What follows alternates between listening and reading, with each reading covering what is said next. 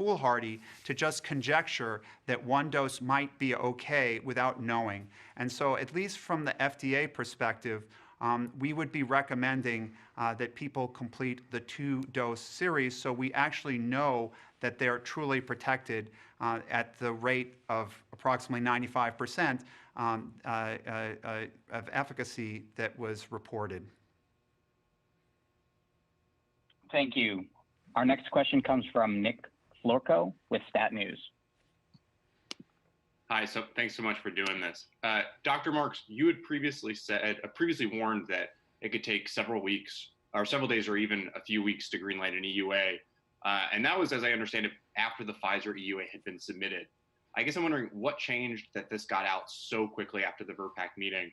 And for Dr. Hahn, just to address sort of the elephant in the room, did the White House's threats to fire you have any impact on the FDA's decision to get this out quickly? Thanks. Well, I'll answer first, Nick. First of all, the representations in the press that I was threatened to be fired if we didn't get it done by a certain date is inaccurate. So just want to put that on the record, and I've been clear with that in our response to those press reports. Secondly, Dr. Marks and I have been very clear from the beginning that we're going to maintain the integrity of the scientific process. We're going to let our scientists do their job and review and go through the thoroughness of that review, the gold standard, if you will. So we've done that. But we also recognize the urgency of the situation. And so we've said repeatedly, we will work as quickly as we can to come to a decision. And that's what we did. As been reported, our team, the scientists, met after the VRBPAC meeting. They did come to the conclusion that the vaccine did meet our standard for effectiveness and safety. And as you know, before 7 a.m. on Friday, we issued a statement saying that we were working with the sponsor to move toward authorization. And again, our incredible team, heroic efforts, night and day worked to get this done and out the door, and I think did a superb job. And I'm really proud of their efforts because we understand the urgency of the situation. As Dr. Marks said, thousands of people are dying a day.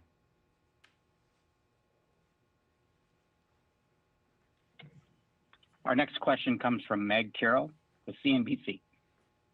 Well, thank you. I was wondering if you guys could talk a little bit more about the special groups and considerations for people like pregnant and breastfeeding women and people who are on immunosuppressive therapies. How did you consider the recommendations for those groups, especially considering they were not included in the trials? I'm going to start off and sound like a broken record, but this gets to the heart of the thoroughness of our review, the line-by-line assessment of the safety and the effectiveness of the vaccine, because these questions are very important to providers and all Americans. Dr. Marks, maybe the specifics? Yeah, so there were not enough pregnant women in the trials, or women who became pregnant in the trials, to actually know and make any statement about that. So for pregnant women, for that matter, for children, younger children, we don't have data at this point. But for pregnant women and the immunocompromised at this point, it will be something that providers will need to consider on an individual basis for patients or for people. Thank you. Next question comes from Carl Zimmer with New York Times. Yes, hi. I would like to know, are you going to require that AstraZeneca finish its phase 3 clinical trial in the United States, which is only currently half enrolled, although that means, according to AstraZeneca, that they can't apply for an EUA until June, and that will affect the supply of vaccines in the United States? Yeah, I'm sorry, but that's one where I can't speak to a product that's under development. Thank you. Our next question comes from Hannah Culture with Financial Times. Hi, I just want to follow up on what Meg asked there. What advice would you give a doctor if a pregnant woman asks for the vaccine? What should they be considering? Dr. Marks.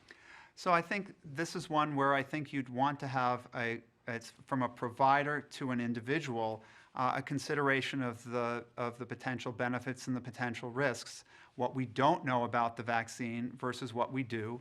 And I think then if that conversation happens, I think the provider and that individual can make a decision about whether the benefits outweigh the risk, because certainly COVID-19 in a pregnant woman is not a good thing. So someone might decide that they would like to be vaccinated. But that's not, again, that's not something that we're recommending at this time. That's something we're leaving up to the individual. And just to follow up further on that question, it's again getting back to our review and what we put in the documents out for the American people and providers. That level of detail to provide as much information supported by data and science to providers so that they can counsel patients and that patients are aware of the issues is so critically important. It's one thing that the US FDA uniquely does. Thank you. Next question from Ryan Gabrielson with ProPublica. Thanks for taking my question. To what extent has the FDA done on-site inspections of Pfizer's manufacturing sites? And has the process for this vaccine differed from past reviews? To sort of give you an overview of the inspection process, we have a lot of different tools in the toolbox to ensure the quality and safety, and the fact that every lot of a vaccine, for example, or any medical product would meet our incredibly high standards. So we have a lot of tools at our disposal which we have used. And Dr. Marks, I don't know if you want to give more specifics. Yeah, so for an emergency use authorization, we are not required to do the type of site inspections that we would for a biologics license application and a fully approved vaccine. That said, we relied on a combination of tools to ensure that we are very confident that these vaccines are being made in a manner that is consistent with the high quality that Americans have come to expect from vaccines taken to prevent disease. Thank you. Our next question comes from Karen Weintraub with USA Today. Hi, thanks so much for doing this. I was wondering if you would talk a little bit about the 16 and 17-year-old age group. I know there was a lot of discussion the other day. What can we say to parents to reassure them that their teenager is safe getting this vaccine? Dr. Marks? Yeah, thank you so much for that question, because there was, as you might realize, as you might have noted, some debate about that at our advisory committee meeting. And that's one of those places where we at FDA have a fair amount of history, some of which hasn't been in the public domain because we approve a lot of vaccines in the pediatric age range. And we're very used to extrapolating from adults or from older children into younger children. And based on everything we saw from looking at the data, we're very comfortable that the safety profile that was observed in 17 and 16-year-olds was acceptable. And although it wasn't quite as large as you might have seen in other groups, there was enough there to make us comfortable that the known and potential benefits outweigh the known and potential risks. After all, although what was said by some, 16 and 17-year-olds, they don't get really sick with COVID-19 very often, although I think if you're the parent of a child who does get sick and die from it, that you might be pretty upset. On the other hand, they are able to transmit quite easily if they're asymptomatic, as we've learned. And since some of those 16 and 17-year-olds, at least that I know of, are out there as checkout people or interacting with communities, it may be wise that we are able to vaccinate them. So we think the known and potential benefits outweigh the known and potential risks. Thank you. Our next question comes from Rachel Robin from Politico.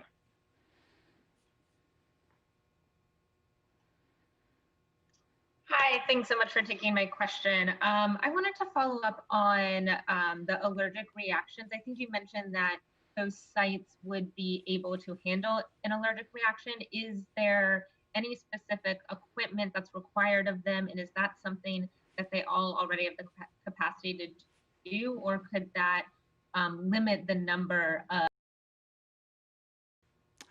So I'm happy to take that one. So the Centers for Disease Control and Prevention, which is helping with the vaccine rollout, is making sure that all sites have the basic supplies to take care of an allergic reaction.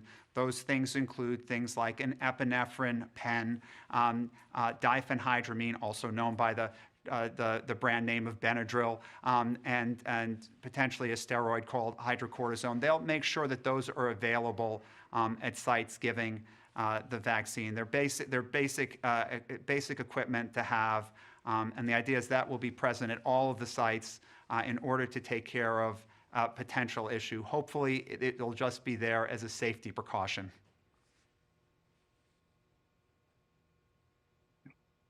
Our next question comes from Emily Kopp with Roll Call. Hi, I'm hoping you can explain for a general audience what efficiencies in the process helped this move along so quickly. Someone referenced not doing on-site inspections, but what else did FDA do to speed this along? Well, again, let me be clear. We did not cut corners in our regulatory process. Dr. Marks and I and his team have been talking about this since the spring and early summer. As you know, we put out guidances in June as well as October around this, and we've been working with developers of vaccines from the very beginning, helping them sort of expedite the clinical and preclinical development process.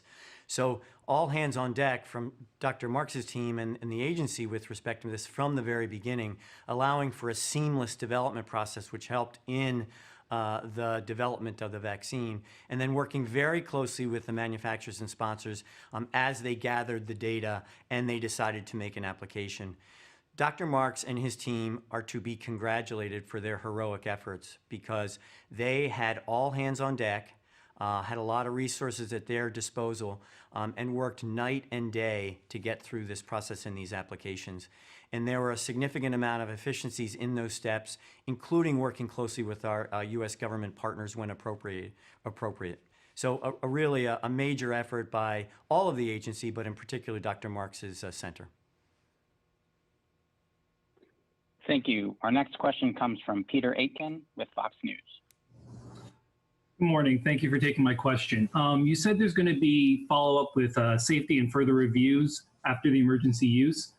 If there was a potentially problematic complication that arose, what would the process be to handle that kind of issue?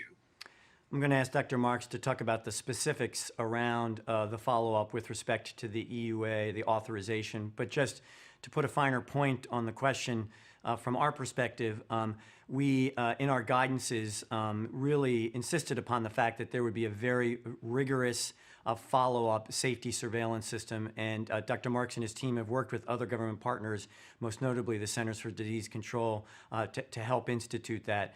But I think Dr. Marks can answer specifically what might happen moving forward. Yeah. So the Centers for Disease Control and Prevention and the FDA will be essentially we've now launched a continual process where we would be looking at safety events. And if we see something that rises to the place where the public needs to know about it, we're going to communicate it. We're going to communicate it once we know enough about it to be able to communicate coherently on it. But we will pursue finding out about such things with due diligence so that we can get the word out there as quickly as possible. So it will be a combined effort, and it will be an ongoing effort, and quite a large one as we see more and more people vaccinated.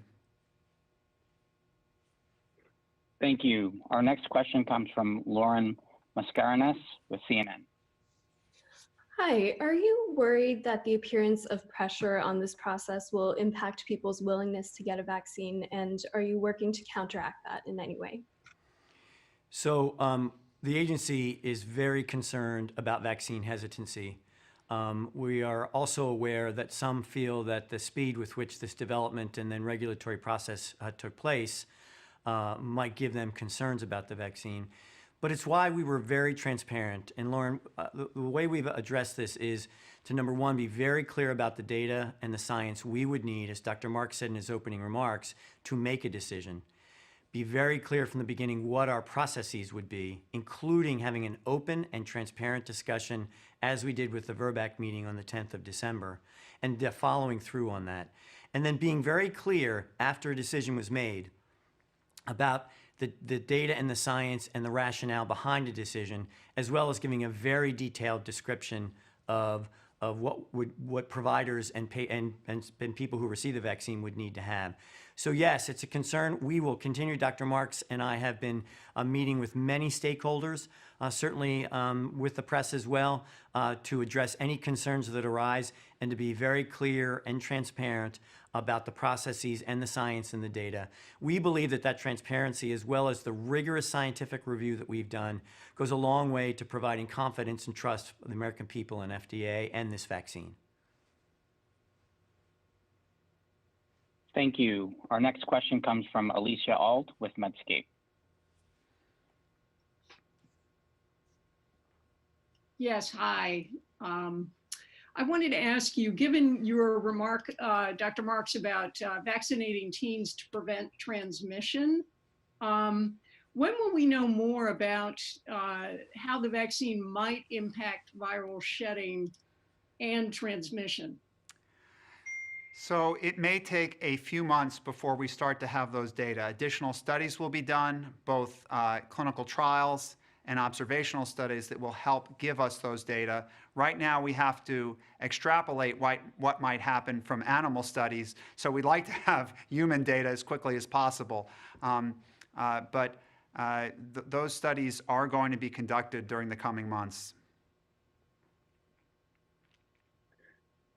Thank you. Our next question comes from Drew Armstrong with Bloomberg.